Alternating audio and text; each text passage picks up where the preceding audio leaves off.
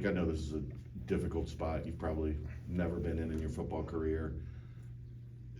What is the path to keep fighting, to keep, pushing forward to try to get this thing back on track? Right now, the focus is going 1-0 every week. Get to a streak of games we can at the end of the season, win 4 straight, make a bowl game. We're going to keep fighting until the possibility of that isn't a thing. So Pro Football Focus says you're the top edge. So does that give you bragging rights over Dante a little bit? Is that kind of fun? And do you get a free subscription out of that? I actually didn't know that, but it's just kind of on the back burner at the moment. Right now, the focus is just on trying to win at all costs, and hopefully get back on track this week. Coach Shadowfield's talked about vocal leadership and how there was much more energy against Baylor. What have you kind of seen from the leadership on the defensive side of the ball? Who's kind of stepped up in the past few weeks as from a veteran's point of view? I feel like it's always been there. Me, Dante, and Briggs, of course.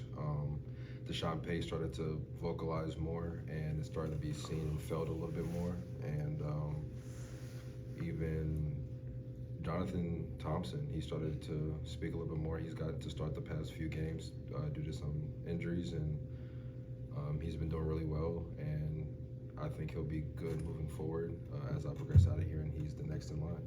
I think he'll be really good. UCF is a team that you guys are really familiar with. How was this week maybe a little bit different in terms of preparation compared to the past couple weeks? I don't think there'll be any difference. They move at a little bit faster tempo. Just got to be ready for that. Familiarity breeds contempt, but we have to come in here like it's a normal work week, just like it's a new opponent coming in here, and get ready for them and prepare to win the game on Saturday. You're one of only a couple guys that actually might be the only guy that enrolled early after that losing season, the 4-8 season. Is there anything from those guys that you were around as you saw that off season kind of catapult into the 2018 year that you think back on, that you looked at how they handled it? They just came back in ready to work. They knew that season was just not what the talent they had showed. They just tried to put it behind them, and every day was just working towards something new, something positive, and having older guys like Cortez Brown and Cope and Kamani and Garrett Campbell and those guys, they were just trying to improve every day. They never really hung too much on the past, and then they just instilled that in me, just never let it happen again. So we're trying to right now right this ship, get back to an even record. That's the best we can do at the moment, and get to a bowl game. There were no sacks Saturday. What do you see out of John Rice Plumlee? You saw him a little bit last year. I don't know if you traveled to that game or not, because I know you were hurt, but very mobile. What do you see out of him? You've chased your share of quarterbacks. They actually have 2 really mobile quarterbacks. Just the game plan for him is keep him in the pocket, make him throw the ball. But obviously, they run 80-some plays, so that's going to be a little bit tough. But I do think we'll be able to match up with him really well in some of our drop 8 concepts. Just make him be the quarterback they needed him to be on Saturday. So we'll see.